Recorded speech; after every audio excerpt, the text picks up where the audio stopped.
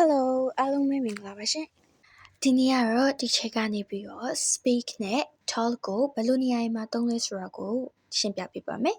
နှစ်ခုလုံးကတော့ပြောသည်ဆိုရဲအဓိပ္ပာယ်ပါပဲဒါပေမဲ့သူတို့ကိုသုံးတဲ့အသုံးပြုပုံလေးကတော့မတူကြပါဘူးအင်းဆုံးဒီချက်ကနေပြီးတော့ speak ကိုဘယ်လိုနေရာမှာသုံးလဲဆိုတာကိုပြပြပေးပါမယ်speak ကကြတော့ကိုတစ်ဖက်သေးရပဲပြောချင်တဲ့အခါမျိုးတွေမှာဒီ speak ကိုသုံးတယ်ပေါ့နော်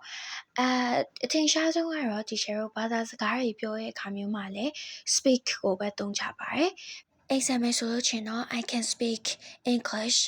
အဲ့အမျိုးလေးပေါ့နော်ပြီးတော့ဖုန်းပြောတဲ့အခါမျိုးဒါမှမဟုတ်လို့ချင်းကိုကနေပြီးတော့တရားရောက်နေစကားပြောချင်တဲ့အခါမျိုးတွေမှာလည်းဒီ share က speak ကိုပဲသုံးမယ်ပေါ့နော်example ပြောရမယ်ဆိုလို့ချင်းတော့ Can I speak to မောင်မောင်ငါမောင်မောင်နဲ့စကားပြောလို့ရလားအဲ့အမျိုးလေးတွေချေကိုသုံးလို့ရပါတယ်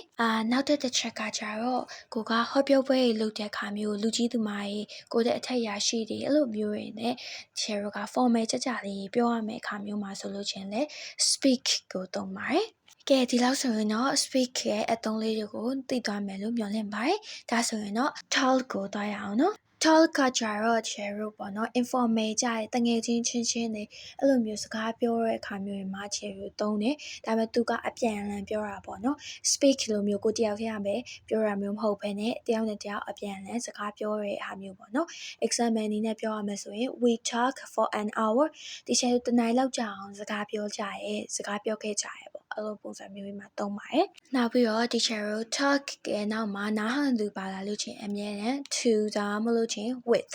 အဲ့ဒီစကားလုံးလေးနှစ်ခုကိုအမြဲထည့်ပေးရပါတယ်ဒါပေမဲ့ကိုကအကြောင်းအရာတစ်ခုကိုပြောချင်တယ်ဆိုရင်တော့ talk about နဲ့သုံးပါတယ်ဒါဆိုရင်တော့ speak နဲ့ talk ကိုတော်တော်လေးကွဲသွားမယ်လို့မျှော်လင့်ပါတယ်ရှင် See you in the next video